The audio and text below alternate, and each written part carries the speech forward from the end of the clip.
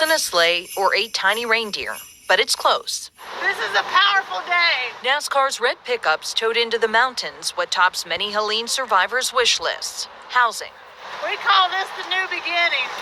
So many in our community have suffered, have lost everything.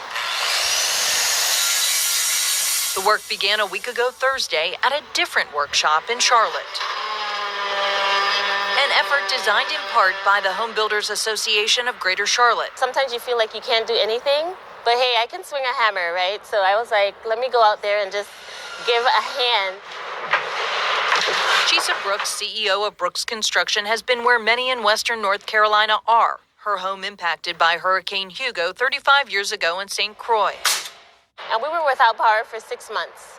I was little at the time, so I can relate to the people who have lost in Ashville, and I understand what it feels like to lose a lot. To repair this devastation calls for all hands on deck. Did you think this was possible?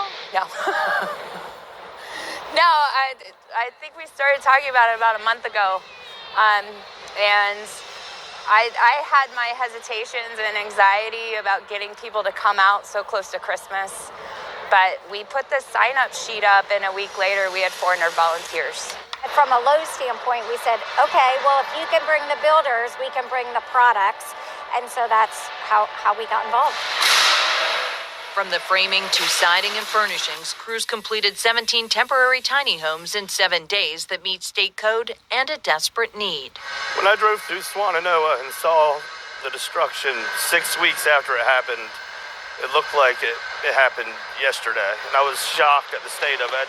As a home builder, I felt obligated to help build shelter and homes for these people, and it's difficult when they're 2 or 3 hours away. Another 83 homes built by Incredible Tiny Homes brings the total to 100 to be deployed before Christmas with help from Beloved Ashville. We have them going to Waynesville and to Saluda and down to Bat Cave and up to Barnersville and Marshall and throughout our community, Swannanoa and Black Mountain. Private organizations like Lowe's stepping in to fill the gaps where federal and state aid falls short. FEMA has approved $279 million for over 140,000 households. That includes money to help rent a home or apartment. It's still desperately short of Amy Cantrell's list of those needing help. So many people had lost hope. They felt like people had forgotten them. Forgotten because it's the same need from nearly 3 months ago: housing. These mobile units give families an opportunity to get back to a familiar address after being displaced.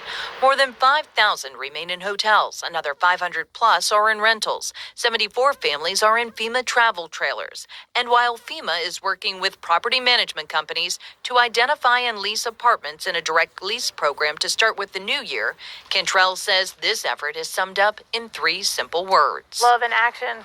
Action, putting families where they want to be for the holidays: home. It's so important that they stay on their existing land so that they can rebuild, so that they can make sure that their kids are still on the bus route, so, that they can have some form of normalcy. And spurring hope that others might see this effort and act. We hope the story kind of inspires maybe some other builders or other associations say, well, hey, my company can build 1 or our organization can build 5. And we'll be happy to share our plan and material list and everything.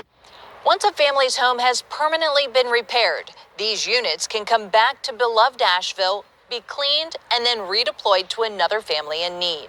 In Buncombe County, Jennifer Emmert, News 13.